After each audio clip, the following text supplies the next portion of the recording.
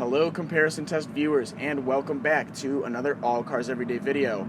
I'm standing here with the 2020 Honda Insight, which has evolved from a quirky design exercise to a full-fledged competitive hybrid vehicle. It was last redesigned in 2019, so I haven't had an opportunity to compare it yet.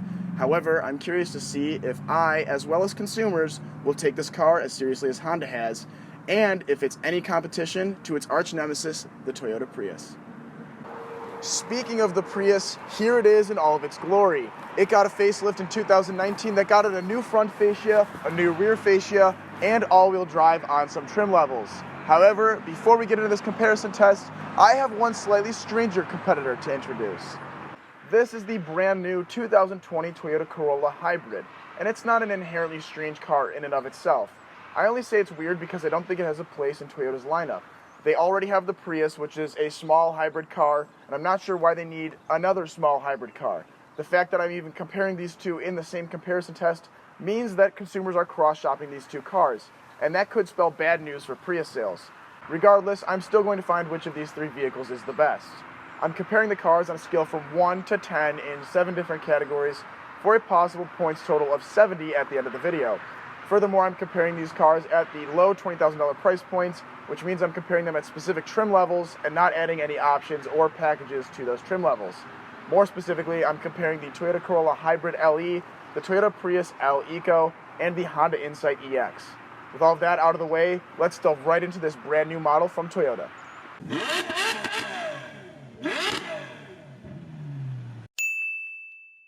The Hybrid Corolla is only offered in the LE trim, which starts at $23,100. On the outside of the car, all lights are LED, including the headlights, taillights, and daytime running lights. The mirrors on the Corolla are heated, and the vehicle also has 15-inch alloy wheels. Now, let's move on to the interior, which you can do with the smart key if you're opening the front door or the trunk. The rear doors remain on the fob. Once inside, the vehicle provides automatic climate control, a tilt and telescoping steering column, push-button start, a 12-volt power outlet, and 2 USB ports. The seats are cloth with 6 ways of adjustment for the driver and 4 for the passengers, but they are not power-operated. The rear seat folds in a 60-40 split with a center armrest that has 2 cup holders. The audio system in the Corolla has 6 speakers, which is complemented by Bluetooth. The technology in the Corolla is focused around 2 screens, an 8-inch one in the center console and a 7-inch one behind the steering wheel in between the gauges.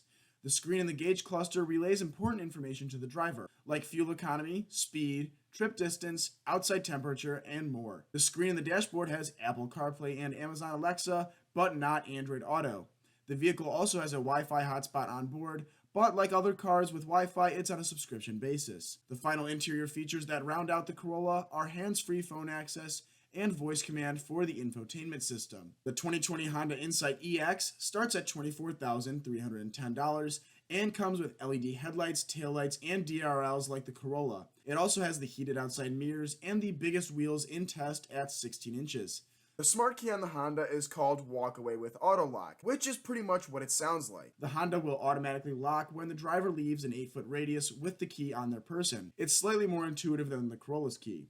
On the inside, the Honda matches the Corolla with automatic climate control, a tilt and telescoping steering column, push-button start, 2 USB ports, and a 12-volt power outlet. The seats in the inside are cloth as well, with manual adjustment like the Toyota, and they too fold 60-40 in the back with an armrest. The audio system has 180 watts and 8 speakers, which is better than the one in the Corolla. Music played through the speakers can be run through the Pandora app or Bluetooth. These technologies run through a similar 8-inch touchscreen which has Apple CarPlay as well as Android Auto. HD radio is standard here, and Sirius XM is on a subscription basis. The Insight has a half-digital, half-analog gauge cluster that aesthetically works better than the Corolla, but we'll get back to that later. The screen there has virtually the same functions as in the Corolla. The Toyota Prius L Eco starts at $24,200. I was ready to compare the Prius LE, but the additional features it offered for $1,200 seemed negligible, and I think the L Eco is a better value proposition. It had LED DRLs and taillights, but the headlights are more standard projector beams. Like the two others, it has heated outside mirrors and a smart key system, but only for the driver's door.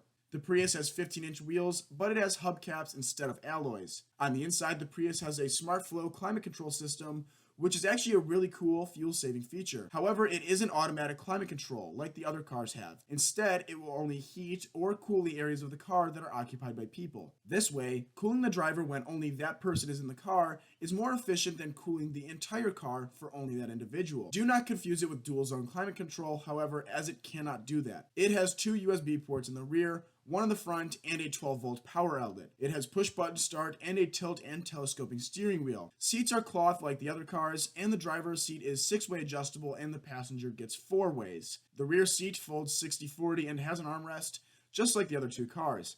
The gauge cluster is centered on the dashboard in an untraditional spot, but previous Prius owners will be familiar with the setup. It's made of twin 4.2-inch screens and has no analog gauges. Below it is the main source for the infotainment system. In this car, it's a 7-inch head unit with Apple CarPlay, Amazon Alexa, Bluetooth, Wi-Fi, voice recognition, and hands-free phone capability. The audio system is similar to the Corollas with 6 speakers. Now that we have been over all the features and pricing of each vehicle, it is time to assign points to each car. The Corolla came nicely equipped for the price, outshining the Prius for $1,100 less than that vehicle. The Honda was about $1,200 more expensive than the Corolla, but did offer bigger rims, a better audio system, a better smart key, and Android Auto. The question comes down to this.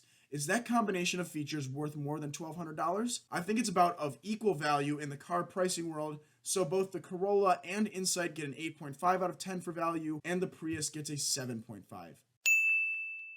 Here's the category that everyone came here for, so let's get right into it. The Corolla Hybrid is actually the thirstiest in the group in the city, which is amazing because it gets 53 miles per gallon. On the highway, it gets 52 for an EPA combined score of 52. The Insight beats it in the city with a score of 55, but loses a couple MPG to it on the highway with a score of 49 for the same combined 52. The originator of the segment, not to be outdone by its little brother and that pesky Insight, gets 58 miles per gallon in the city, 53 on the highway, and 56 combined. In other trims beyond L Eco, its numbers fall a little bit more in line with the other cars. Regardless, looks like that trick climate system was really putting in work, because at this level of fuel economy, 3 MPG is a huge achievement. The Prius is getting a 10 in this category, the Corolla gets a 9, and the Insight gets an 8.8. In this category, we are going to be looking at the active safety features that each hybrid offers, as well as their passive safety scores in terms of crash tests rated by the IIHS. The Corolla comes standard with a plethora of active safety technology, something Toyota has always been very liberal with regardless of trim level. It has dynamic radar cruise control, lane departure alert with steering assist, a pre-collision system with low light and daytime pedestrian detection and daytime cyclist detection, and lane departure alert with steering assist. It also has a road edge detection system with sway warning, automatic high beams, road sign assist, and lane tracing assist. The IIHS rates the Corolla as a top safety pick, and it gets the best rating of good in every category except headlights, where the rating varied from marginal to acceptable depending on the trim that the vehicle was in. The Honda has a ton standard too, with collision mitigation braking, road departure mitigation, adaptive cruise control with low speed follow, a lane keeping assist system, sign recognition, forward collision warning, lane departure warning, and automatic high beams. The Insight is scored as a top safety pick plus from the organization with the maximum possible score in every category. The Prius has a pre-collision system with pedestrian detection, lane departure alert with steering assist, full speed dynamic radar cruise control, and automatic high beams. Though it offers less than the other two in terms of active safety, it still matches the Corolla with top safety pick from the IIHS. The areas where it scored anything but good were headlights and small overlap on the passenger side, where it got acceptable. The Corolla will get a 9 in this category, offering a fantastic number of features for the price of the car and scoring nearly perfect from the IIHS. The Insight gets a 9.5, beating the Corolla because of passive safety scores and the IIHS's best possible ranking. It doesn't get a 10 only because the Corolla had some slightly more advanced forward collision warning systems. The Prius gets an 8, scoring worse on small overlap than the other two and clearly lagging behind its little brother in terms of standard active safety technology. Expect the next generation Prius to come out swinging with active safety technology in a few years. I get this statistic from Consumer Reports, which ranks each vehicle on a scale from much worse than average to much better than average reliability. The Corolla and Insight score better than average from the organization, where the Prius gets much better than average. 10 points for the Prius and 9 apiece for the Insight and Corolla, as I assign a 1 point increase per step up or down in Consumer Reports rankings. This category is subjective, so your opinion could differ from my own. Let's start with the exteriors, where each car is surprisingly decent looking. Hybrids have shaken their old ugly pasts of yore. However, I do think the Honda looks the best by a margin in the front. I've liked the new corporate face for sedans ever since the current generation Accord came out, and the inside is no different. It looks like any other Honda sedan. I think looking like a normal car, or even an attractive car, is important for the alternative fuel vehicles. The front of the Prius is its best angle, and I think the 2019 facelift did wonders to the weird contorted face that was the previous car. The Corolla Hybrid looks nearly indistinguishable from any other Corolla sedan, which is generally a compliment. I like the styling of that sedan, and the Hybrid is no different. The rear of each vehicle is mostly a similar story, and I think I like the Corolla best here. The Insight would have taken the first place spot out back had it not been for the tacky white turn signal lights atop the regular taillights. With those out of the picture, the vehicle would have been the most upscale looking vehicle in Honda's lineup. The Prius got a new rear in 2019 as well, and I like the taillights better.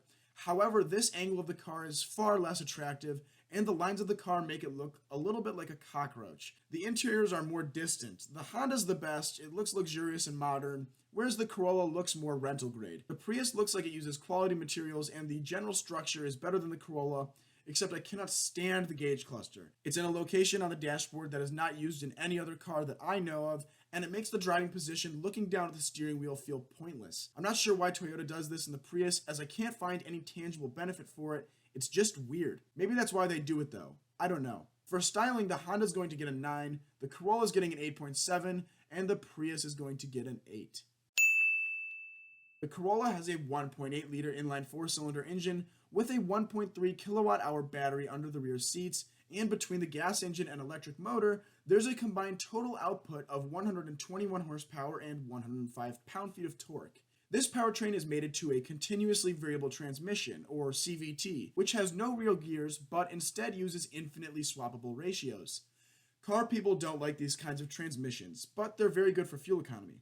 The powertrain is pretty weak, and the CVT isn't doing it any favors. The Corolla is the slowest car I have ever compared before, with a sluggish time of 10.7 seconds to get to 60 miles per hour. The Prius makes the same 121 net horsepower between its 96 horsepower, 1.8 liter 4-cylinder and electric motor, but it knocks down the 0-60 time to 9.8 seconds, which is still excessively slow by today's standards. I think it's faster because the battery is bigger, offering more torque at 0 RPM than the Corolla. It's not due to the combined torque or transmission, as the Prius only has 105 pound-feet like the Corolla and a CVT as well. Fortunately, the Insight is the saving grace in this category. It has a smaller 1.5 liter inline 4-cylinder making only 107 horsepower and 99 pound-feet of torque. However, its electric motor bumps up net horsepower to 152 and net torque to a genuinely decent 197.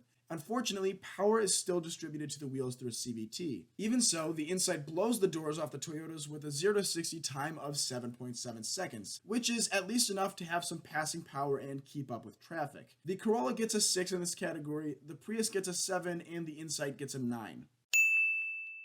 This category sums up how well the cars perform their intended function. The Corolla Hybrid has a 13.1 cubic foot trunk, a fuel range of 593 miles, and a turning radius of 35.6 feet. Compared to the Insight's numbers of 15.1 cubic feet, 552 miles, and 35.7 feet, the Corolla does better in range and turning radius, but is missing 2 cubic feet of cargo space. The Prius is the odd one out here, with a huge cargo hold of 27.4 cubic feet, the most range on a tank of gas with 633 gallons, and the smallest turning radius of 33.5 feet. For any car, those are great numbers, so it gets a 10 in this segment.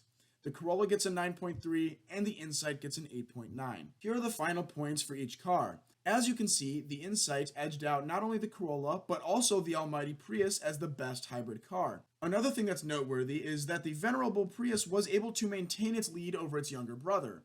If you're looking for the most versatile vehicle or the maximum possible fuel economy, definitely buy the Prius L Eco. If you're looking for youthful styling and more advanced standard safety technology, consider the Corolla Hybrid. However, the Insight is the ideal hybrid car right now because it's very well rounded. You don't have to sacrifice style for aerodynamics or comfort for weight savings. It excels not only at being a hybrid vehicle, but also a competent sedan. Were it my money, the Insight would be parked in my garage.